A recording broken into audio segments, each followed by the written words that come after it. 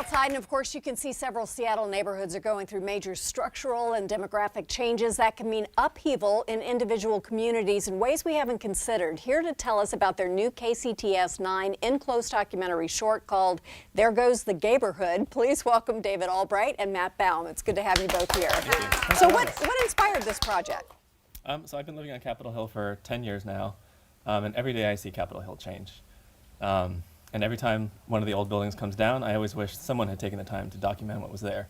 You know, what was life like inside this building. So this was kind of my way of, seeing the gay neighborhood changing, taking this opportunity to document what we have now and what came before us. Capitol Hill has been this place where people sought community and safety and like-mindedness, and it's been, this harbor for the gay community. How is that changing? That's a good question. It's been a lot of things to a lot of different people over the years, and Capitol Hill didn't like spring into existence just for the gay community. Exactly. So it's had a lot of communities over a lot of different generations. For the LGBT or queer community in particular, particularly starting in the 1980s, it was a place that was safe, where you didn't have to, for example, if you wanted to go to a bar, the bar wouldn't have the windows all blacked out, and you didn't have to worry so much about like getting harassed or worse, or attacked. Those neighborhoods have always changed. It used to be Pioneer Square, but people have to be much more surreptitious about going out and being seen and meeting each other. And Capitol Hill, to this day, has this really friendly vibe. When you look at those rainbow crosswalks, they say, there's a place for everyone. Whatever your color of the stripe happens to be, you're welcome here. And that's not going away, is it? I certainly hope not. Something that we're seeing on Capitol Hill is that the economics are changing. And so it seems like there's a little asterisk starting to float in. There's a place for everyone if you can afford it. Right, which is true almost every place at this point. And so we're talking about going further and further away from Seattle to find a place to live, further and further from where you work. How does that affect people and families in the area? Well, so the effect on Capitol Hill is that you're seeing a changing demographic. You're seeing new people coming in who might not consider themselves part of the community yet, but like I said, there's a place for everybody. So if someone comes in, they're like, well, I'm straight, or I just don't know what the queer community is, that's okay. There's a place for you. But it also means that people might have to leave, artists or people who are economically disadvantaged. So there's, you lose a lot when there are obstacles to people being there. But that being said, that means that there's a gain for those other communities that artists are going to. And it's a balance every time we make a change, correct? It's a balance. But I like what you said about trying to not necessarily stop progress, but at least document what existed and why it was important.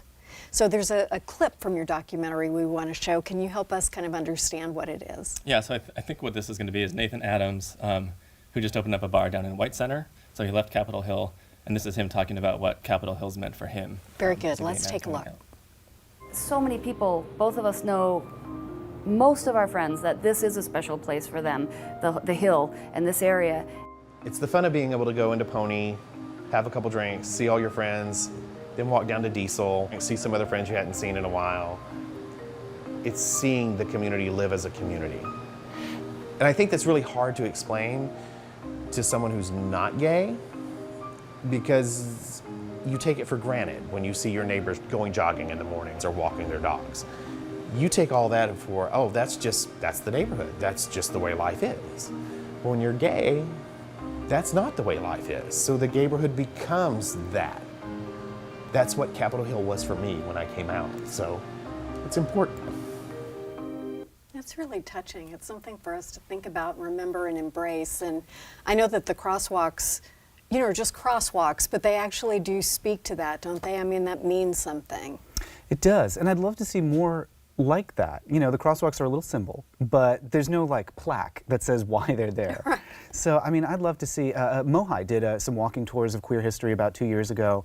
I'd love to see some signs, some murals, some statues, something interpretive to let people know, here's what came before, here's why this place matters, and here are the communities that intersected with LGBT that have existed on the Hill before it was the Gayborhood. How did you do the research and find the right people to be in this doc? A lot of it was just people that we know. I know a lot of them are friends of Matt's, and some of them were bar owners on Capitol Hill, longtime community members. We tried to reach out to just a good cross-section of people who are, still live on the Hill, moved off the Hill, wish they still lived on the Hill, just to get a good cross-section of the community. And then when you look at the last 30 years from, you know, a place where, as you mentioned, it wasn't safe to be out to, you know, a place where we're embracing marriage equality in the state and the nation, things have changed so radically over that period of time. Do people reflect on how the place helped the times change? That's a great question. And it's true. Like, there's a lot of activism baked into that neighborhood that isn't initially visible. You go to QFC, which is just a grocery store now.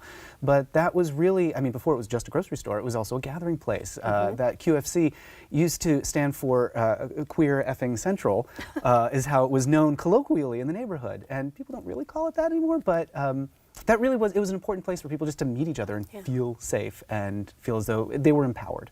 Well, I like that you're bringing this history to us, and it helps us to exchange stories and understand what happened there and what's happening still. Thank you so much. To watch the entire documentary, please check our link to KCTS 9 in close on New Day's website. You'll have more there. Up next, a look at Seattle Art Museum's latest exhibit, Figuring History, back after this. Thank you.